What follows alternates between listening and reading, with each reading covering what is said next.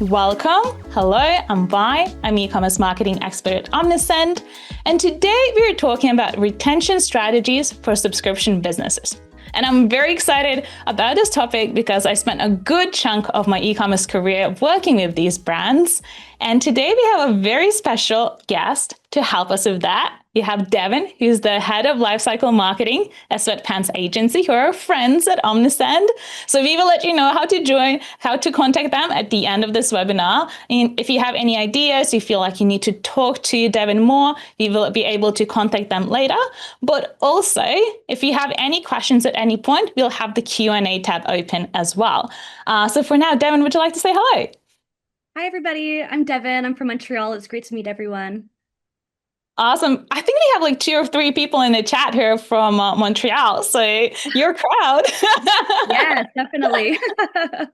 Amazing. A couple of things to know before we begin. This session is being recorded. You will receive the recording in a couple of days. We will include all the slides, all the references that we'll have in the chat. So don't worry if you missed anything, you'll be able to replay this as well. And then if at any point you have any questions for Devin, you can leave those questions in the Q&A tab that is at the bottom of your screen. And then we will either pause to answer that or we will just wait till the end. We also have our customer support team. They're monitoring the chat. So if you have any questions about Omnisend specifically, they'll be happy to help. So Devin, let's begin. All right. Well, hi, everybody. I'm Devin. I am the head of SweatPants agency. The head of lifecycle marketing over at SweatPants agency. So at SweatPants, we are a mid-sized, fully remote team that specializes in digital advertising and email and SMS marketing. Just through email and SMS alone, we've driven over 216 million in attributed revenue and helped two brands actually grow from 0 to Inc. #1 in their respective categories. So we've worked with dozens of e-commerce and subscription brands from beauty, pet wellness, fitness, and more. And across all of them, we have seen the same retention cracks show up time and time again. So often what we're seeing with our clients is the offer pulls in the wrong type of buyer. So we're seeing deal seekers who churn super quick. Onboarding is polite but passive, so there's no momentum, no habits being built to keep customers around. And when customers start to churn, there's really no intervention, so there's no steps being taken. So I'm curious, with everybody here, does this sound familiar? Have you been seeing that your churn rates spike in the past few months? If you've seen that in that, type a yes. It is very common. So this is something that we're going to be able to help you with and be able to guide you on how we help our clients and get them a better retention system. So I'll move on to the agenda. Please, Vi. Thank you. Oh, there's just one more. Oh, hold on. There was, okay, yeah, that one's good. Sorry about that. So what we're going to cover today is the clues that your customers are leaving behind, how your offer shapes retention right from the start, how to make onboarding do the heavy lifting for you, when to upsell for maximum LTV, and then how to win customers back after they've churned. So like Vi said, we're going to end with a Q&A. So if you have any questions along the way, just drop them into the chat and we will answer them as we go or a little bit later at the end. There should be just one before that one, Vi. Okay, so there's this one. So just a quick intro about me, about how I started in retention and why I care about this so much. So long before I got into marketing, or even what I knew what marketing really was, I worked in sales and customer service, and I spoke to customers every day about, first off, of course, why they should order the product and why it's a good fit for them, but also about their hesitation, the frustrations, concerns they have while placing the order. And that experience has really shaped the way that I think about retention more than anything else. Because when you really listen to your customers and what they have to say, they're going to tell you everything that you need to know on how to fix your retention problems. And that's what this session is really going to be about today, not just tactics, but really understanding your customers, building proper relationships with them, and using insights that they give you to turn one-time buyers into loyal and high LTV subscribers. So a lot of the retention cues are really hiding right in plain sight. So your customers are leaving these clues behind through their data and through their actions. So you can find these by talking to your customers directly. So that's one of the best ways, not just because I worked in customer service, but truly because when you're on the phone with somebody, they're really you can ask those hard questions. And most of the time, they're going to be very transparent. You can find these by reviewing reviews and survey responses. One of my favorite ways is through AI and using ChatGPT to really just analyze a full file and tell you what are people saying as a whole. And of course, digging into support tickets and speaking to your customer service team. But you're also going to find a lot of data, a lot of information in the data if you know where to look. So there's reviewing the LTV by product, offer, and cohort, looking for early churn signals like skipped or paused orders, and reorder behavior to really understand what drives repeat purchases or what prevents it. So, for example, we worked with a fashion brand with only a 20% reorder rate, which is really quite low for the amount of customers coming back. But when we looked into the data, we saw that more than 50% of customers who ordered twice ordered a third time. So this really told us that once customers order a second time, they stick. So how do we get them to place that second order? So we completely shifted our focus. We started looking at the onboarding experience, how to optimize the timing of offers, and identifying those moments where we could drive a second purchase faster. Because when you start to connect the dots and when you guys look at your data and see what's going on, it's going to be very obvious sometimes where that opportunity is. It's not just in sending more emails, that's rarely the answer, but it's really in sending smarter and better timed ones based on what your customers are already telling you. So we can move on to the next slide. We're going to start with the wrong offer and why it really brings fast churn. So a lot of retention issues actually start long before the customer orders the product. And, as head of lifecycle marketing, it might not be my place to tell you how to acquire customers and what kind of offers to acquire your customers. But the truth is that a lot of those offers can bring high or lower better or worse retention. So churn really does not come from bad products. It actually starts with the offer. And we've tested it all. So over the past couple of years, we've tested it from 40% off your first box, get your first box for $5, or even trial offers. And, our mindset was let them try it, let them see why they're going to love it, because we have an amazing product, amazing clients. But, and offering these big discounts like 40% off, it brings the CAC goals. It really hits the CAC goals. The paid media team loves it. But once you get to month 2, it's really where churn starts to hit, and especially when the discount is steep.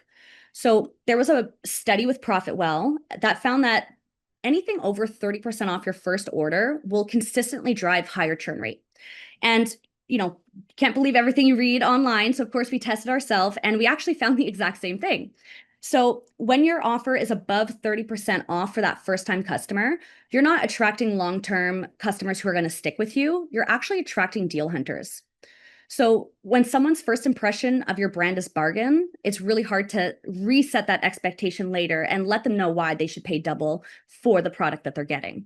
So the best acquisition offers don't just convert, they're going to attract the right kind of customer who's in it for more than just a deal. So we can go to the next slide, and you're probably wondering, okay, what do these good offers look like if these ones don't work for you? So with our clients, what we've done is we've shifted towards high intent offers. They really do convert, but they also set the expectation right from the start. So instead of relying on deep discounts like 40% off, 50% off in some cases, we bundle a moderate incentive like 25% off with something helpful, a gift that's going to add value and supports product success and gets the customers using it.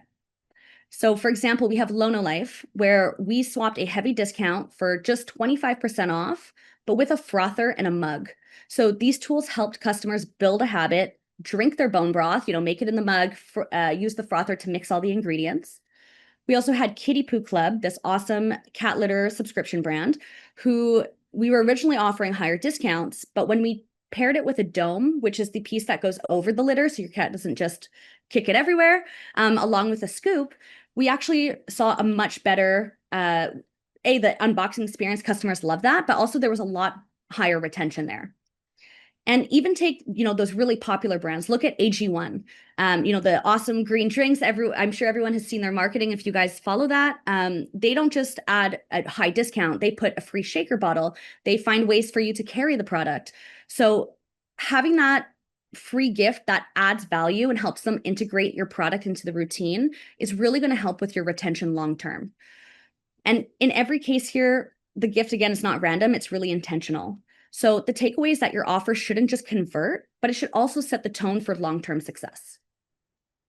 So I now we're just going wanted to jump in because I'm listening to this. And again, for some people, it might seem quite counterintuitive because we feel we have to give the biggest discount we can give, almost like being desperate to get our customers in.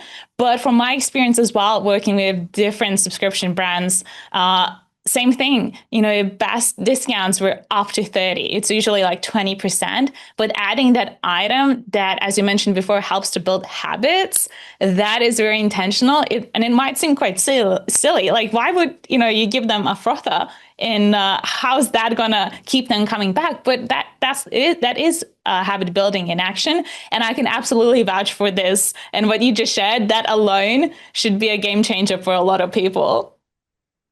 Definitely, definitely. And then you're not convincing a customer that you have to, when you go from 50% off where you paid half the price, it's hard to convince someone to pay double the price. So there's that aspect too of making sure that you're in the customer's mind, you're not devaluing your product too much, like by giving such a high discount, but really pairing it with something that's going to bring value and build habits with them long term. So next we have onboarding. So once you get the customer through the door, that right customer with the right offer, so they see the value, what happens next is where, unfortunately, we see a lot of brands fall flat. So because after the sale, it's really the onboarding is just as important as how you got that sale. And there's this golden window right after somebody purchases and they're excited. The attention is top of mind. They're going to use your product. They're going to change their life. But most brands kind of waste this moment or this onboarding experience while they wait for the product. A lot of brands we see send a receipt, maybe a shipping update, and then they go completely silent. And the thing is, most people are not churning because they don't like a product. They're churning because they either did not use it, don't know how to use it, or they forgot why they bought it in the first place of what it's going to bring in their life. So your onboarding email isn't just a welcome email, it's really your momentum builder. And it's an opportunity to build belief, shape behavior, and set the tone for everything that's going to come next. So I'm going to break this down coming up next into 5 steps that every subscription brand and honestly every e-commerce or direct-to-consumer brand should be doing because to set your customers up for success just through a simple onboarding series. So first is you want to confirm that they made a good choice. So it's really easy to assume that when somebody buys, they're confident. They did, give their money over to you and put that confidence in you. But in reality, customers are full of doubt in those first moments. They're wondering if did they pick the right product? Is it going to work? What did I spend my money on? So that moment right after purchase is fragile, and how you respond will set the tone for everything that's going to follow. So what we do first is we affirm their purchase and let them know that they made a smart choice and tell them what to expect next.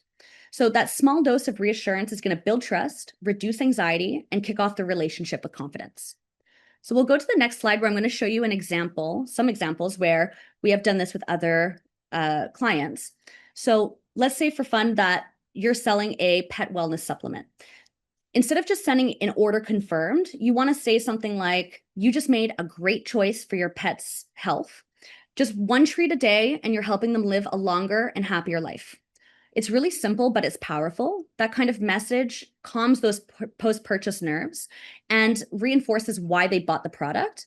And also, you're gently encouraging them to use the product every day by saying with just one treat a day, that's what's going to contribute to your pet's health. So they already have that mindset in their mind that they made a good choice. They need to use the product daily, and they can imagine what that is going to do for their pets.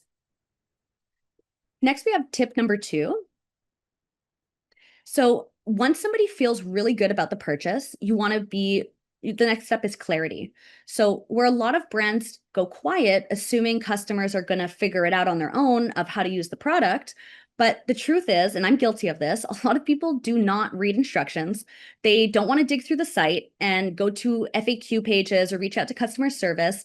They kind of get the product and just, kind of figure it out themselves. But if your product requires any kind of setup, if there's a routine that you want to build, onboarding to use the product, don't assume that your customers know what to do. Be clear, be visual, make it easy for them to fully understand what's going on and how to use the product best. Your goal in this, when teaching products is to reduce friction, build their confidence, and encourage them to start using the product right away. Because the faster they use it, the more likely they are to stick with it. So on the next slide, I'm going to show you some examples. These are different brands that we've worked with and how we did this with Lona Life. So we realized a lot of churn was just going to customers who didn't know how to use the product, didn't know all of the best times or ways to use it. So we built a clear visual experience that showed them how to get started right away. We sent step-by-step instructions, tips for recipes, for routines, and we made it really simple and easy. We also highlighted benefits like the digestive support, how it's going to help with weight loss, so customers knew what kind of results to look for and how sipping on this every day is going to contribute to their health. And it did really work well for us. This kind of onboarding usually leads to 20 to 30% reduction in churn, just because a lot of people panic or cancel when they don't use the product. And the thing is, when customers know how to use your product and understand the benefits, they're far more likely to include it into their daily routine and then stick with it. So next we have I just wanted to quickly say that I'm looking at these examples and they're super mobile friendly, which I think is also so important in the onboarding process, because most of us are on our phones. And if you're going to read this information, it's probably going to be on our phones. That's so true. We see as much as 80% of people using their phones with most brands, especially D2C as opposed to B2B. But yeah, making sure that you can see it on your phone, that it works on all devices. I think a lot of brands kind of fall into that pitfall of only making things for one view or all image, which can be hard for deliverability. But when you make it so that it fits across devices, that, it can be, the text can open and expand because it's not just an image. It can really help with how customers perceive your email or how they read your email. Because it's true what you said by that, 80, there's like so many people on mobile, and we see as much as 80% on certain sites. So this is really the heart of retention, which is building habits and building a ritual. So if your product doesn't become a part of your customer's daily or weekly routine, it's definitely going to be at risk. So even the best products can get pushed to the back of the cupboard, can be forgotten about, and not used. So our job is really to help a customer build a ritual. This means reminding them of when and why to use it and giving them a simple way to work it into their lifestyle. Because daily usage isn't just about engagement, it's really the strongest predictor of churn.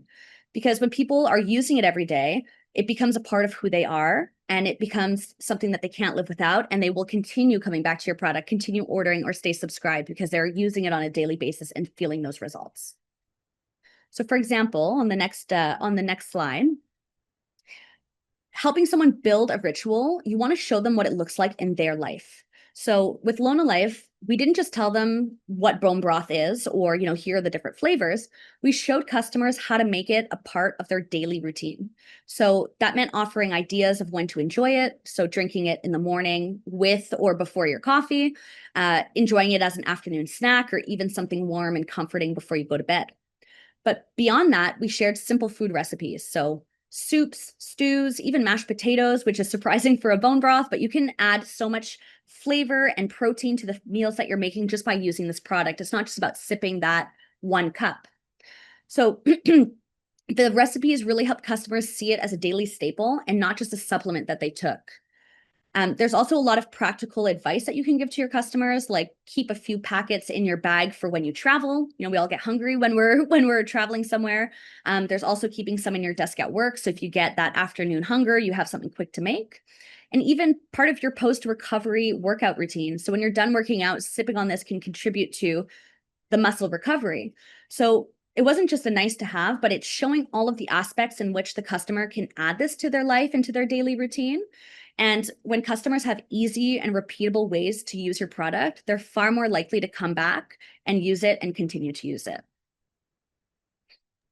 I also wanted to add that when you have a subscription business, chances are that at some point people will get bored with your product. And that is true. And when you give them those unexpected ways or different ways to use the product, like you said, adding that to potatoes, you wouldn't think about it, but you give those little tips for people, you keep them coming back longer because yes, they have a routine, they have the rituals with your product, but at some point you'll just be like, I'm just tired. And especially if you're not bringing out any new flavors, products, aspects, then, what do you do then? So I think it's such a good example of just like adding something different about the product.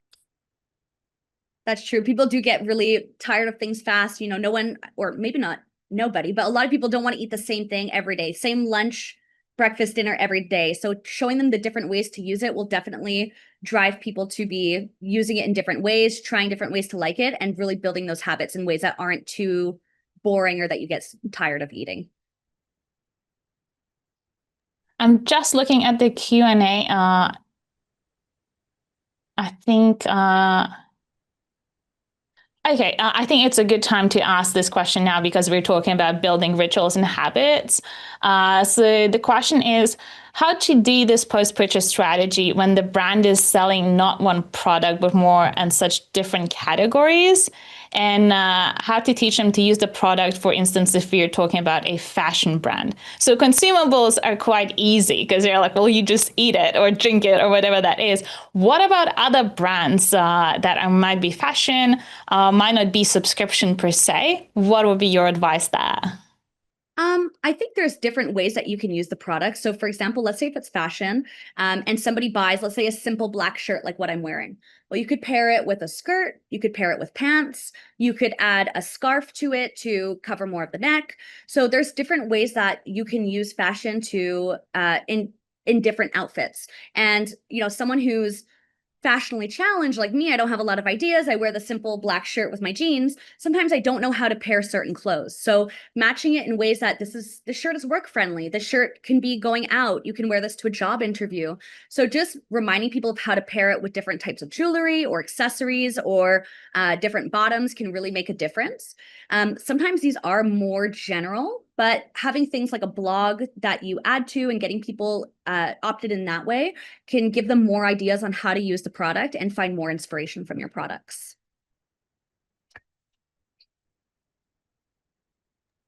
Awesome. I think that's great. I totally agree. I think once you, because I used to work with marketplaces as well, and that was fashion marketplace.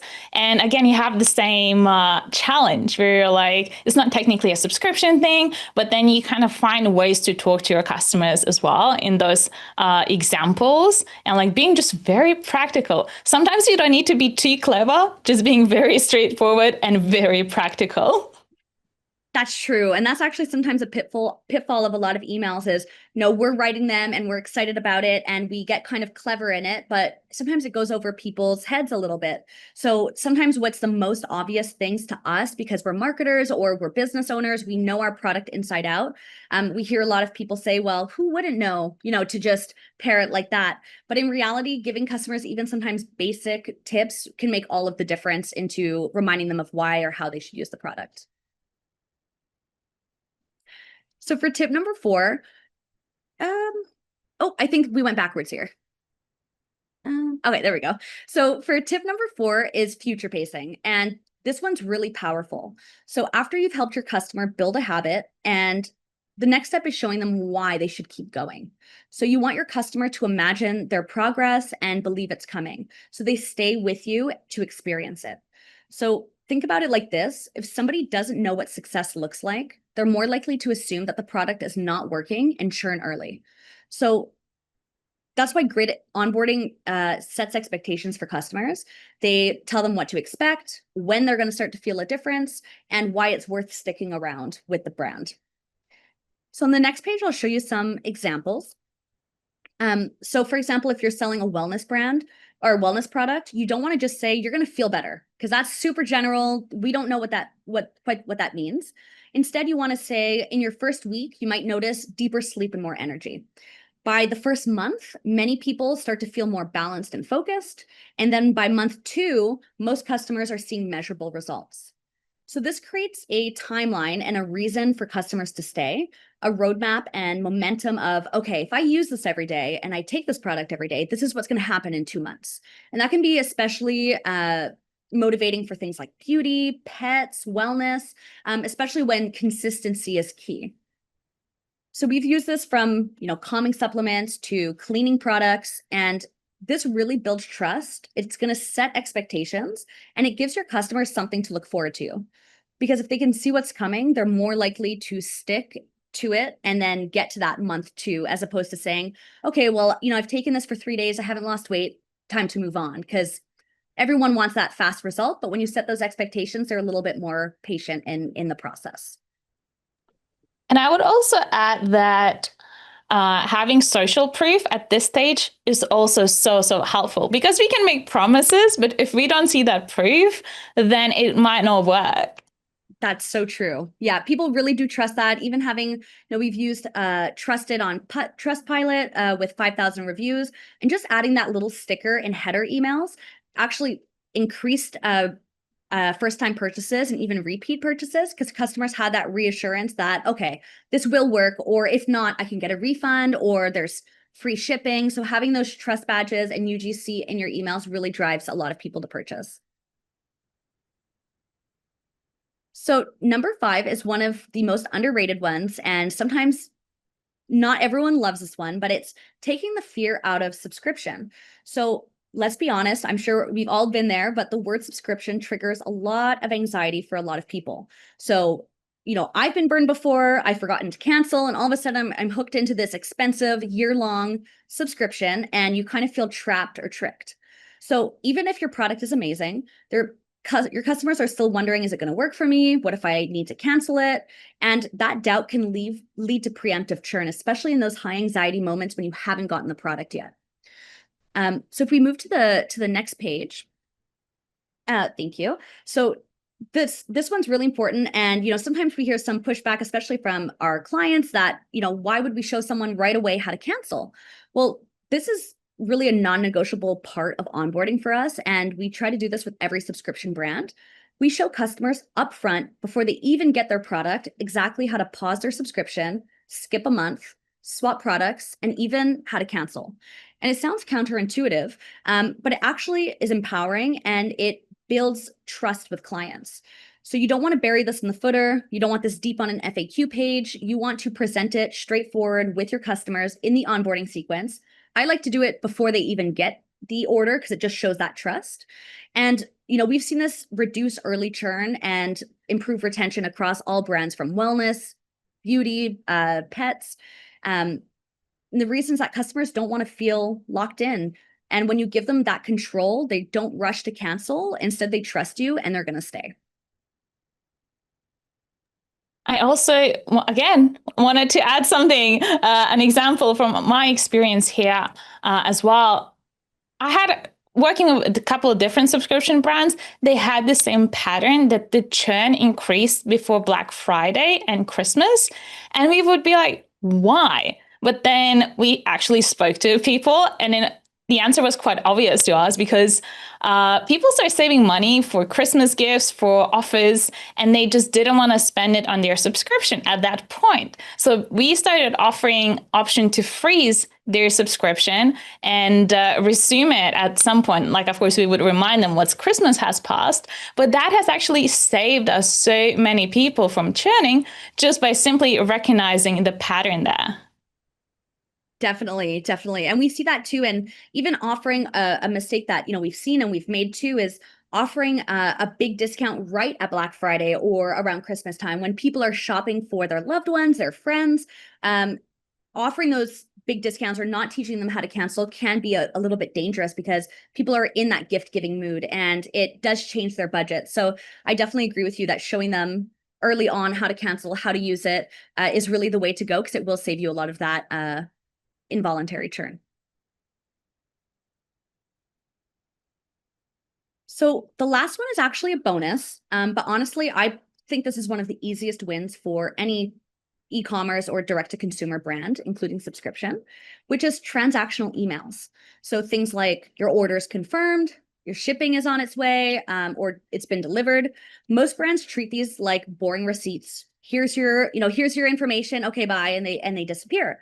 But these are actually your most opened emails. There's often 60 to 80% open rates. People want to know their tracking number. They want to know where things are at. So you have their full attention, and it's your opportunity to speak to them and not just ignore it.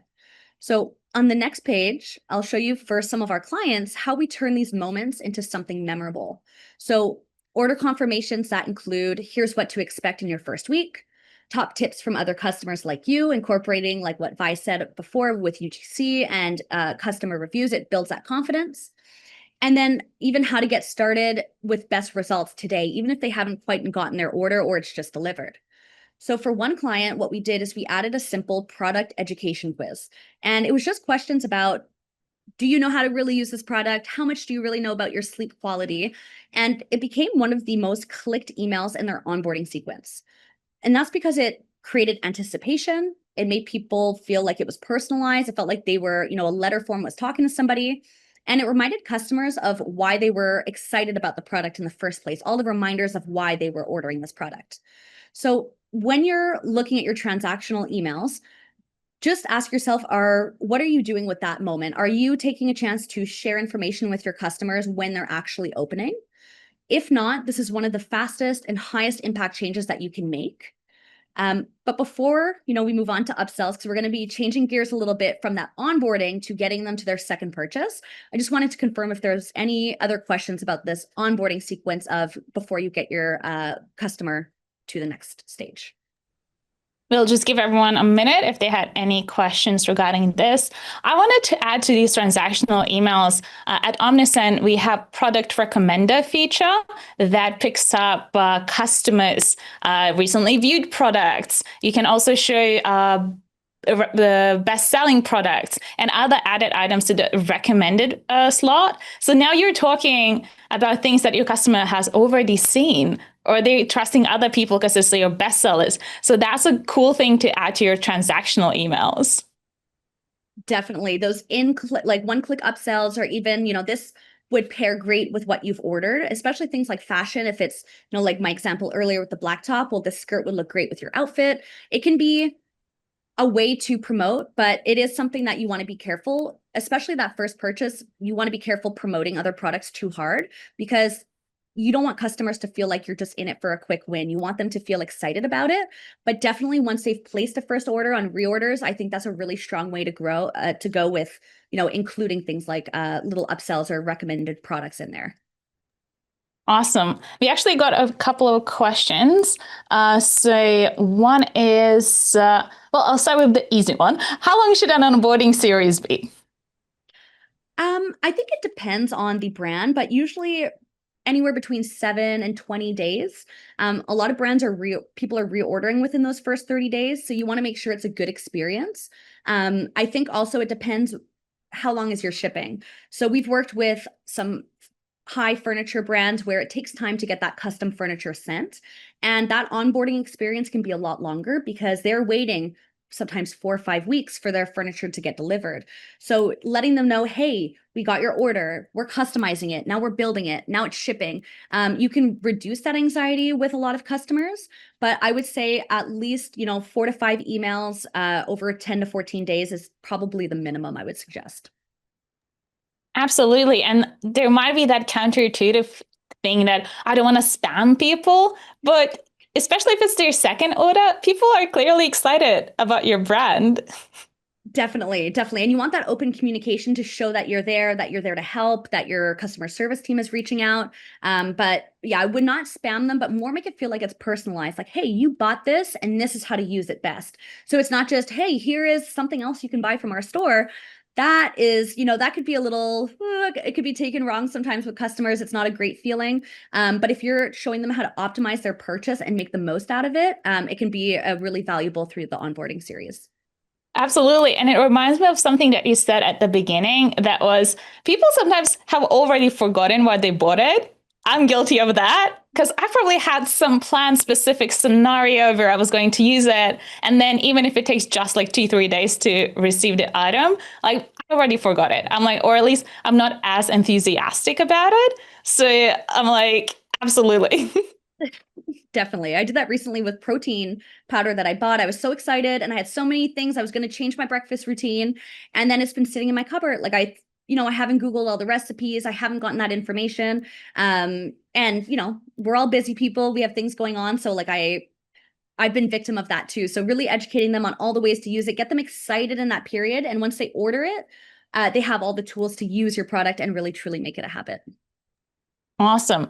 And one last question before we move on. So this one's a little bit longer, but I think it's a good riddle for you. So we sell various products from different brands: camping, van life, bushcraft. For the three best sellers, we have explanatory films in the first email in the flow. All other customers receive a general mail. Should we tell something about ourselves in the first email, like family, business, etc.? So three bestsellers, we have explanatory films in the first email, and all other customers receive a general email. So I do like to use that first email to, thank you for your order. We are a small business in California. Our passion is to help, let's say, for example, pets live their best life, or, we want to help you live all of your camping adventures. So teaching someone right on about your mission and even the benefits. So we have brands who even give back, with every purchase, you're helping somebody in need, or you're helping a small business thrive and not just going to big corporations. So you can affirm somebody's purchase and also make them feel good in the moment about why they're buying from it. Because anyone can go to a big Walmart store and buy big brands like that. But when you contribute to a smaller business, you're actually helping other people live and thrive. So adding that in can actually affirm their decision and make them feel good about their decision. So I would definitely suggest that in that thank you message right after the order confirmation, of reaffirming why that they made a great choice, which is also supporting your small brand. I couldn't agree more. One thing that also popped into my mind was lean into people's aspirations. If even if you don't have other things to say, because sometimes it happens, especially if you're a new business, just lean into the aspiration, into that story that people are telling themselves. Yes, that's so true. When you order something, like you said before, you have those hopes and dreams. So we're going to go camping every weekend. We're going to have a great time. We're going to be so comfortable now, like sleeping on this mattress or whatever it might be for that camping gear, and get them excited about it and show them the campgrounds that they can go to or the road trips that they can take, because then they have reasons to go out and use the product as well. So I totally agree with you.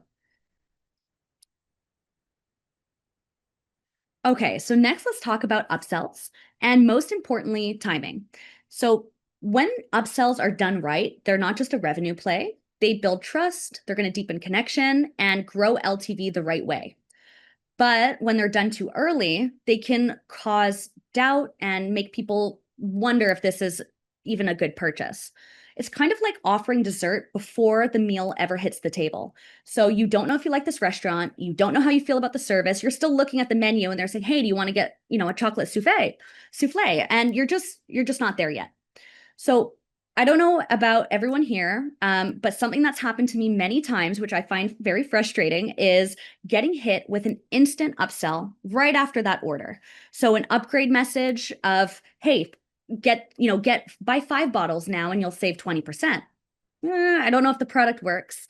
And then we have the worst for me is a discount better than the one that I just used. That is extremely, extremely frustrating. And instead of excitement, you kind of feel regret. You feel like you got tricked. Wait, you had a higher discount for me? I don't understand. So instead of getting them excited, they're not quite happy. And that's why we always say, do not offer dessert before someone's had a bite. And that means don't offer something more before they've experienced the true value of your product. So on the next slide, we have some examples of ways we've done this. But the truth is, the best performing upsells do not happen right after checkout. They do not happen right as it ships. They actually happen at high emotional points, and I like to call these magic moments. So moments like the person opened up a box of surprise gifts and they're super excited.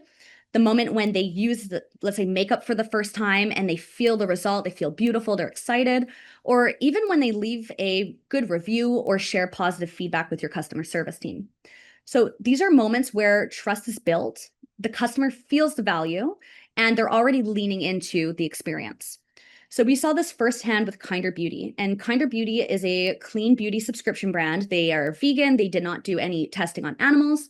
And right after somebody received their box full of surprise, because often you didn't quite know what you were getting, we would reach out with a customer service email. It felt personalized, a letter form, and just ask them, are you loving your box? Do you want to keep the surprises going? Upgrade to 12 months, and we're going to give you 2 free boxes just for you. So it was timely, it felt thoughtful, and it worked really well. That message, we only sent it to a handful of customers who are getting that first order. We know their shipment was delivered, but we saw 29% conversion rate. And it was one of the highest performing upsells because it was in that moment of opening the box and they were super excited. Oh my God, look at all this stuff I got for just $30. And they were ready to pull the trigger and lock into something longer. So the best part is that single message tripled their LTV because people went from having a monthly or a 3-month subscription, and we locked them into a 12-month subscription without really, in a way, it was like a 20% discount, even less than that, because we were giving 2 out of 12 boxes for free. But the customers saw the value and most of them were locking into it pretty early on. So when you match that offer with a moment of excitement, that's when you're going to see the magic really happens, that customers are excited and want to lock into that upsell. But the truth too to that is that not everyone knows when that magic moment is. Every brand is a little bit different. So for example, if you are selling a food, you don't want to just deliver it and then say, hey, let's upsell. They need to make it for dinner tonight, right? So there's kind of knowing that timing of when to sell it, or when to provide it. But this is where feedback loops become your superpower. And again, to bring back to the beginning, is really speaking to your customers. So what we like to do with a lot of brands is offer an NPS survey. And that's the example we have in the first one here with the Your Opinion Matters, where we ask customers to rate from 1 to 10 how their first box was. And anybody who got a 9 or a 10, we would issue an upsell right away. So these were triggered automatically through automations, and it crushed. It did super well. We did that format of, hey, we appreciate you. Here is how you can elevate your experience. Anyone who got under an 8, something might have not been quite right. And a lot of the issues were pretty simple. So there might have been a delayed or damaged delivery. They didn't love the flavor that they tried, or they just didn't know how to use the product. So instead of offering that upsell at that poorly timed, when most people like it, we instead followed up, had our customer service team make it right with them. And most of those customers did come back because we addressed the issue early on, showed that we're human and that we're not just there for the sale, we're there to make their experience right. So that's really the power of pairing timing and insights, because it's not just about selling harder. It's really about listening to your customers and earning their trust, timing the upsell, and of course, personalizing it. So it feels like the next step in a great experience and not just a desperate act of, hey, order right now, order more right before, we ship your first product to you. The next step in that experience, that is such a good quote. Again, you are just like taking them on a journey, leaning into the aspirations. Absolutely. And something that I wanted to add about the surveys, I always encourage my customers to do it and implement it as well, because it allows you to contain the bad reviews within your communication loop. No one's going to Trustpilot or any other platform leaving you a bad review where you have to chase them down. There's a lot of effort and time in fixing that. But if you're so quick about this and getting that feedback and you're containing it within your email system, you're good. Like if you have good customer service, you can absolutely fix it. And as you said, people will stay with you. Definitely. You want to make it right early on, show that you're there. And then even if, let's say, for some reason you can't make it right, a lot of people still feel satisfied that you were able to help them. And you can reduce those bad reviews from showing up on Trustpilot or Google on places that you can't control. So for our last chapter, we're going to talk about churn, because that is obviously a big problem in any business, because no matter what you do, you are going to have customers who cancel and who churn.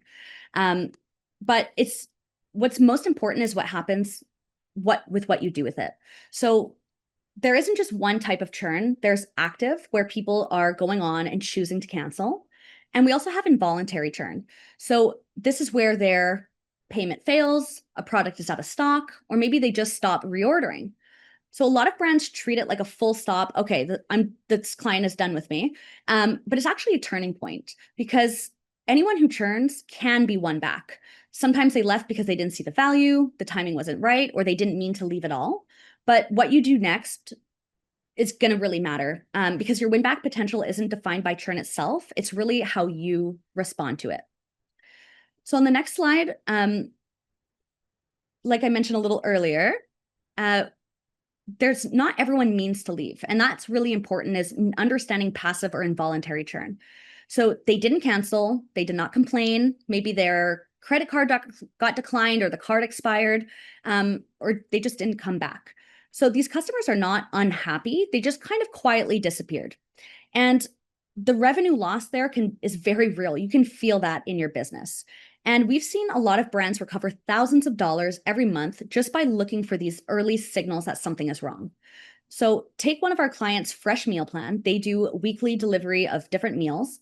And we noticed that when customers were, everyone goes on vacation or you have family coming in, you might not be ordering the same meals every week. But when customers were pausing for more than 2 weeks, after 3 weeks, a lot of them were just not coming back. It seemed like they kind of set it and forget it on the pause mode. So we built a flow that would trigger when a customer skipped 3 weeks in a row. They were still an active subscriber, but we were just not getting money from them anymore.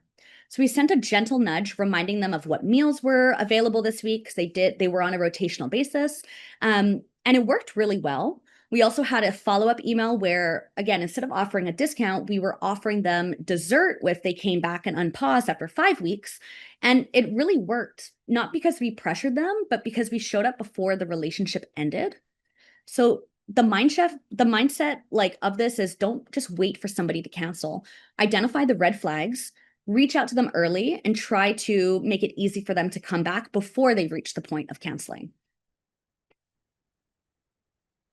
And so now for customers who have actually churned, so these are people who have canceled, your approach really matters. So a lot of brands, I'm sure you've seen this, maybe we're guilty of this, is a lot of brands are doing, hey, I miss you, here's 10% off, come on back. And, we hope that it's enough. But people don't come back for coupons. People are coming back because something feels different than the first time around. How is this going to be different than why I canceled before? So that insight of why the person canceled is your starting point. It can come from a cancellation flow, a follow-up survey, and sometimes what you learn might surprise you. And whether you have a subscription brand where you have cancellation reasons, or even if you've canceled a subscription yourself, we often see the same reasons. I have too much product, I don't use it, it's too expensive. But we decided to put an open-ended question for one of our brands completing the puzzle. And I was shocked at what we found. It turned out that a lot of customers were not unhappy because they didn't like the product. They actually wanted more. So this brand, almost like, if you guys know what the old school Netflix was like, where they would mail a DVD to your house and then you would mail it back. That's kind of what completing the puzzle is, but they do it with puzzles. So you don't have to have a closet full of them.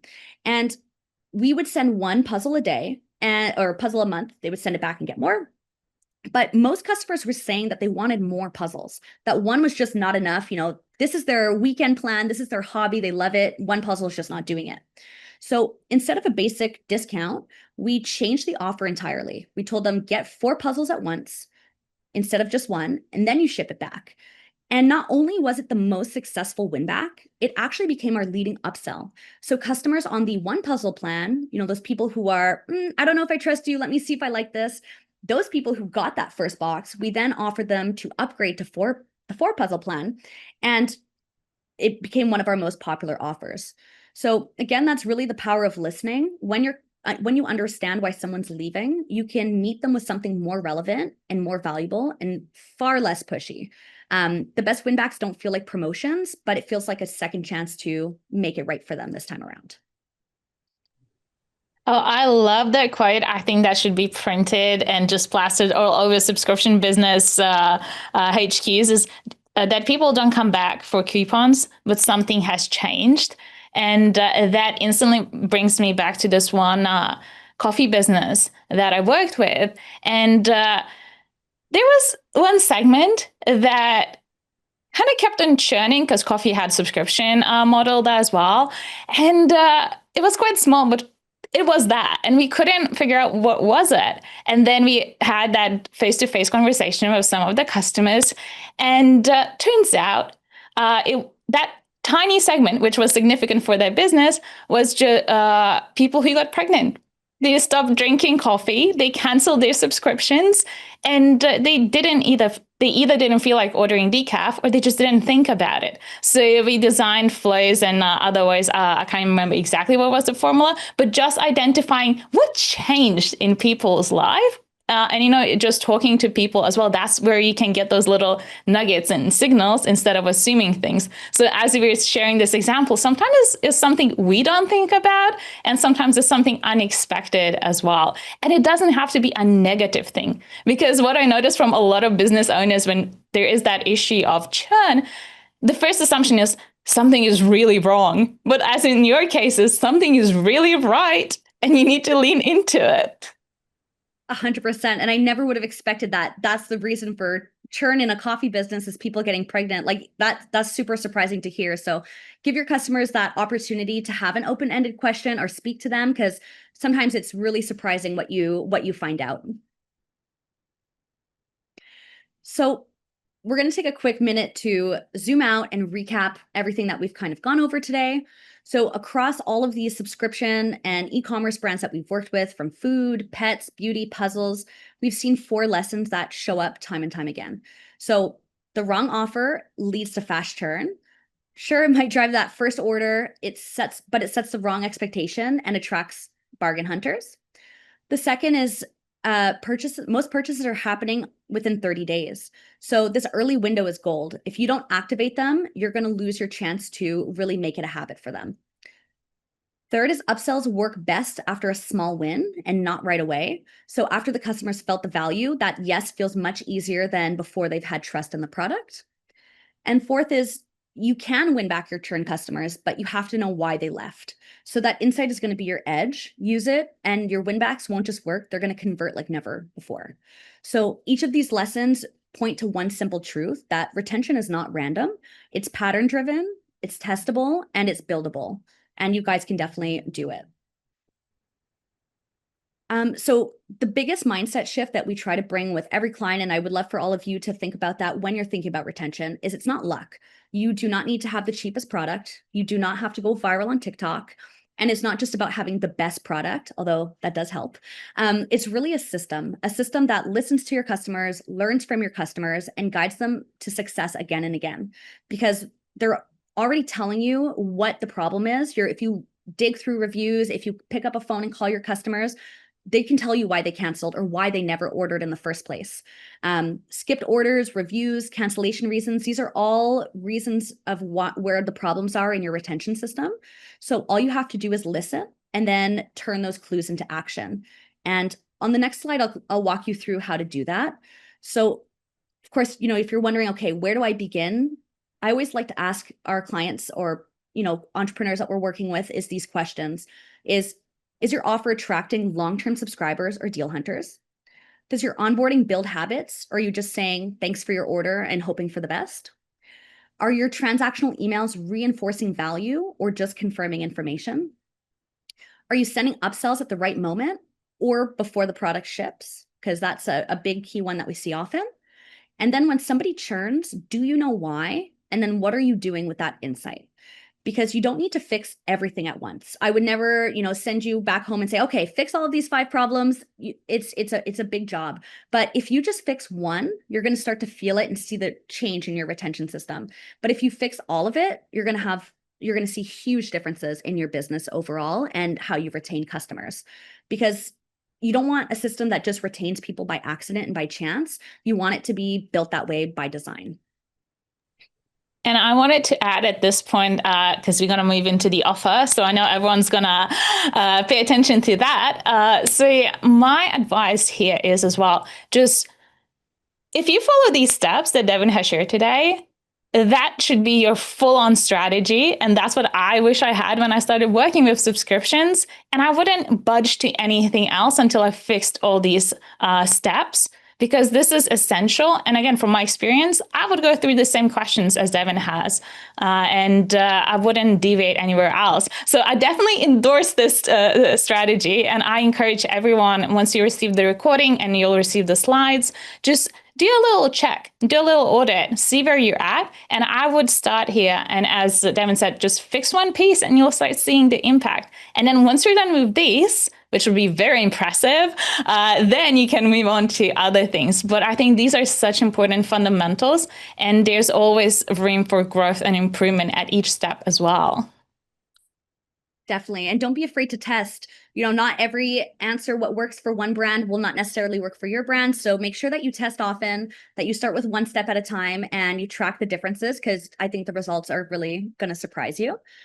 So I know we're about to hop into the Q&A, but like I said, we have a little thank you, a little offer for you guys being here today. So if you're thinking about improving your retention strategy or just want a partner to help you build it, we'd love to support you.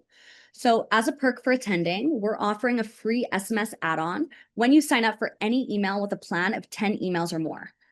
So SMS is fully included at no extra cost.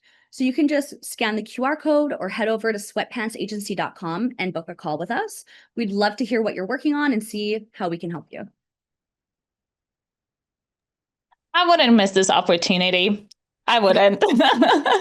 So we will also include all the links in the recap email. So if you have to run or anything, don't worry, we got you. But I absolutely recommend you taking Devin on this offer. Don't miss out on it.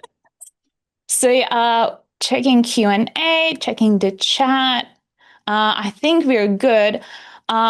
I did have a question, because as I was listening to you, I was trying to get into the shoes of a subscription business again. And I know that especially if you're just starting off or you have a smaller team, so you have to think for a lot of things at the same time. I was thinking, churn is probably the biggest pain. Like, this is what we're all obsessed when we work with subscription. And now I have so many things to juggle. And there's that question in my head, why people are churning. So do you have any tips on top of what you already shared? How do I identify if it's my offer?